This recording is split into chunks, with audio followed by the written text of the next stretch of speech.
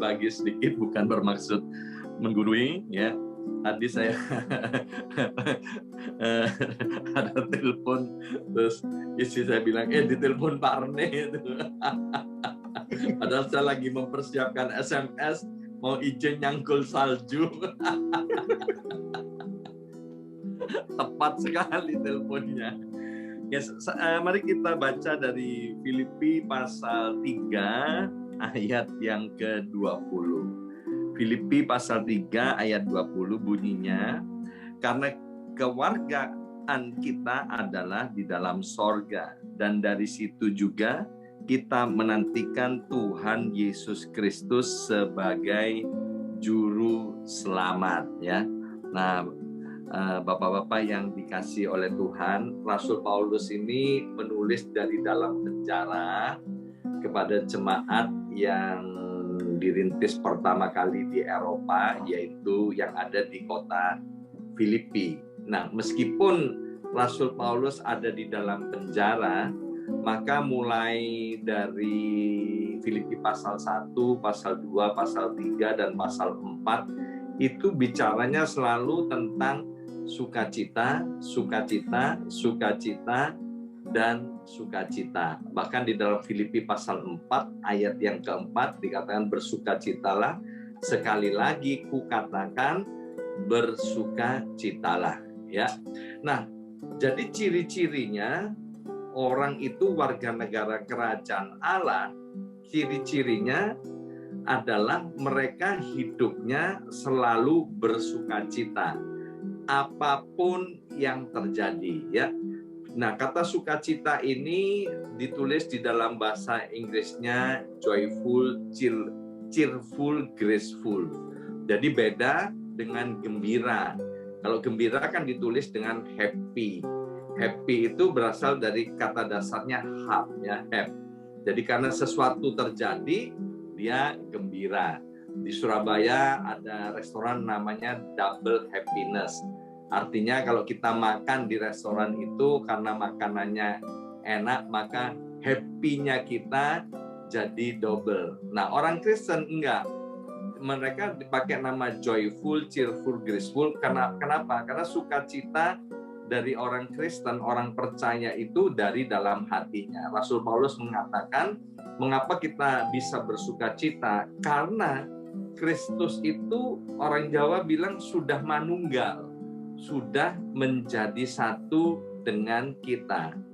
Maka itu di tahun 2021, kalau kita udah bisa nyampe di tahun 2021, melewati tahun 2020 yang waktu itu kita tidak tahu apa yang terjadi, dan kita semua bisa sampai hari ini, Rasul Paulus lagi-lagi berkata, kalau mati itu di dalam Tuhan adalah keuntungan, tetapi kalau kita masih hidup sampai hari ini, ya itu sesungguhnya bukan karena kita layak, tetapi karena agar supaya kita berkarya bagi Kristus. Ya, seperti saya sudah lolos dari maut, saya tidak pernah lupa tanggalnya, yaitu tanggal 18 Maret 2020, di mana saya bersama istri dan anak serta beberapa jemaat, totalnya 14 orang, kami kena COVID-19 ya. Dan puji Tuhan dari 14 ini semuanya lolos dari maut ya. Sekali lagi itu bukan karena kami hebat, tapi satu hal yang kami sadari bahwa agar kami terus hidup bagi Kristus. Nah, orang yang disebut sebagai warga negara kerajaan Allah, maka hidupnya harus menampilkan yang namanya sukacita. Kalau tidak, maka kita itu nggak ada bedanya dengan orang-orang yang di luar Tuhan. Orang-orang di luar Tuhan, sukacitanya itu sangat bergantung dengan situasi, kondisi, dan keadaan. Nah, kenapa Tuhan mau kita itu hidupnya bersukacita? Yang pertama yang saya dapatkan, yaitu Tuhan mau hidup kita itu sehat. Nah, itu di dalam Amsal dikatakan hati yang gembira adalah obat yang manjur. Jadi hati yang gembira, hati yang penuh sukacita itu adalah probiotik yang luar biasa ya. Jadi Yang pertama, Tuhan mau kita itu sehat. Maka itu 1 Petrus 2 ayat 24 berkata, oleh bilur-bilur Yesus semua sakit penyakit telah disembuhkan. Memang kehendak Tuhan agar kita itu hidupnya sehat. Sebab ketika hidup kita sehat, kita itu bisa melakukan banyak hal dan khususnya kita bisa berkarya bagi Tuhan. Yang kedua, mengapa Tuhan mau kita hatinya ini terus penuh dengan sukacita, agar kita itu bisa melihat karya Tuhan, kejadian-kejadian yang ada di sekitar kita, kita itu bisa memuji dan memuliakan nama Tuhan. Di Amsal bilang begini, hari orang-orang berkesusahan itu buruk adanya. Maka Tuhan tidak mau hidup kita itu dihabiskan dengan kesusahan demi kesusahan, tapi Tuhan mau agar hidup kita itu penuh dengan sukacita. Rasul Paulus di dalam penjara, dia ngerti bahwa penjara itu tidak akan bisa menghalangi sukacitanya dia. Maka itu tahun 2021 saya juga berkata kepada keluarga dan kepada jemaat-jemaat, jangan sampai apa yang terjadi tahun 2021 ini menyebabkan kita kehilangan yang namanya sukacita. Ya, Amsal berkata kalau di masa kesesakan ini hati kita menjadi tawar, kita nggak bisa sukacita, maka kekuatan kita akan menjadi kecil. Nah, kemudian Rasul Paulus menyampaikan beberapa rahasia bagaimana agar kita bisa hidup penuh sukacita.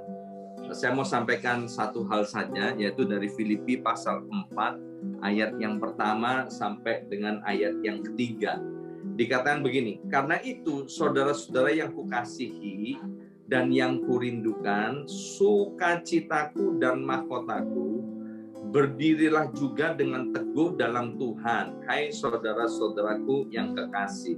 Ayat yang kedua, Euodia ku nasihati dan Sintike ku nasihati supaya sehati sepikir dalam Tuhan. Ayat yang ketiga, bahkan ku minta kepadamu juga Sunsugos, temanku yang setia, tolonglah mereka, yaitu tolonglah Euodia dan Sintike. Karena mereka telah berjuang dengan aku dalam perkabaran Injil bersama-sama dengan Clemens dan kawan-kawanku sekerja yang lain, yang nama-namanya tercantum dalam kitab kehidupan. Ternyata di Filipi ada 2 orang perempuan namanya Sintike dan Euodia. Dua-duanya ini adalah tokoh gereja, di mana rumah mereka berdua dipakai juga untuk menampung hamba-hamba Tuhan dan dipakai juga untuk mengadakan persekutuan doa. Tetapi ajaibnya, meskipun dua-duanya tokoh gereja, dua-duanya orang penting, tapi dua-duanya juga mengalami gesekan satu dengan yang lainnya, sehingga itu membuat Paulus sedih. Ya, sama saya kalau paling tidak suka adalah ketika melihat jemaat saling gontok-gontokan satu dengan yang lainnya. Wah, itu buat saya benar-benar bikin kepala pusing ya. Sebab apa? Kalau sudah gontok-gontokan, ini kan pendeta mesti benar-benar ada di tengah ya. Nanti pasti ada yang tidak puas meskipun kita ada di tengah-tengah. Nah, Paulus pusing ketika Euodia dan Sintike ini mereka mengalami perselisihan. Maka itu dikatakan gini, aku nasihati supaya ayo kamu ini sehati sepikir dalam Tuhan, bersatu kembali. Kalau tokoh-tokoh gereja aja bisa mengalami perselisihan, apalagi orang-orang yang yang tingkatnya bukan tokoh-tokoh gereja ya. Dan kalau terjadi perselisihan, semestinya itu adalah hal-hal yang biasa. Alkitab bilang besi menajamkan besi, manusia menajamkan sesamanya. Tetapi mari di dalam perselisihan ini ya, kita jangan sampai memberikan kesempatan kepada iblis. Kalau sampai terjadi perselisihan, mari cepat-cepat diselesaikan. Dan cara menyelesaikan perselisihan salah satunya, apalagi yang melibatkan tokoh-tokoh gereja, ya, mari kita menghargai perbedaan satu dengan yang lainnya, ya. Karena apa? Orang itu punya keyakinan, punya pendapatnya sendiri-sendiri, mereka punya nilai-nilai yang dianut. Jadi mari kita hargai pendapat orang lain. Kita menghargai nilai-nilai yang dianut. Kita dipanggil oleh Tuhan bukan untuk menghakimi satu dengan yang lainnya. Penghakiman itu adalah haknya Tuhan. Nah, kadang-kadang kita lupa akan ayat itu sehingga kita suka untuk menghakimi satu dengan yang lainnya. Nah, kalau itu sampai terjadi, maka itu akan mencuri yang namanya sukacita yang ada di dalam hati kita. Dan yang untung siapa? Alkitab berkata yang untung memperoleh keuntungan itu bukan siapa-siapa, yang memperoleh keuntungan adalah iblis. Maka itu jangan beri kesempatan dan keuntungan kepada iblis. Kalau ada perselisihan, mari kita selesaikan. Saya pernah dengar nih seseorang, ya, ini satu-satunya orang yang saya pernah dengar, dia hamba Tuhan. Dia bilang begini, saya sejak menikah, ya, sampai hari ini sudah menikah sekian tahun, saya ini tidak pernah konflik antara suami dan istri. Karena apa? Karena kami ini berdua sama-sama dewasa. Saya tidak setuju, saudara, dengan pendapat seperti itu. Dalam hatinya, saya bilang sama istri saya, kalau keluarga tidak pernah konflik, artinya jangan-jangan keluarganya sudah mati, ya kan? Kalau orang mati kan nggak bisa konflik. Atau yang kedua, keluarga itu sangat-sangat membosankan, ya. Nah, tapi ya nggak apa-apa, dia punya pendapat seperti itu, ya saya menghormati, saya menghargai, meskipun saya tidak menyetujui, ya kan? Saya tidak suka dengan pendapatnya seperti itu. Kenapa? Saya ini kan berkecimpung banyak di dalam konseling keluarga, ya. Nah, banyak anak-anak Tuhan, ya, di dalam keluarganya, bahkan teman-teman hamba Tuhan juga mengalami gesekan-gesekan antara suami dan istri.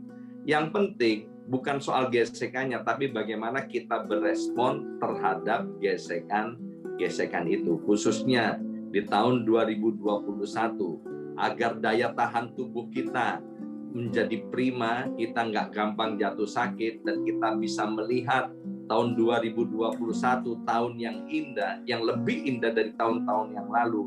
Mari jaga hati kita untuk tetap bersukacita, ya. Maka itu ketika banyak salju, saya harus stop salju, ya. Ini sekedar informasi aja, bukan untuk gagah-gagahan. Saya ini kalau setiap musim salju yang saya sekop itu 3 rumah, ya, tetangga sebelah, dan di sebelah tetangga sebelah saya ini orang Yahudi, ya. Dan kemudian ada 2 rumah dari sini, nenek-nenek dari Italia, usianya 94 tahun, ya. Tuhan gerakkan, ya.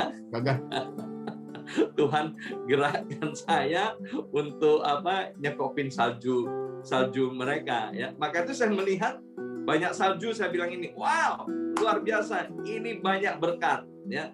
Banyak salju artinya Tuhan mau saya olahraga lebih banyak lagi. Jadi saya menghadapi semuanya dengan sukacita. Salju tidak akan membuat sukacita saya berkurang, dan kemudian COVID-19, meskipun saya tidak pergi keluar makan dengan Kang Rene, ya, tidak menghalangi sukacita saya. Kenapa?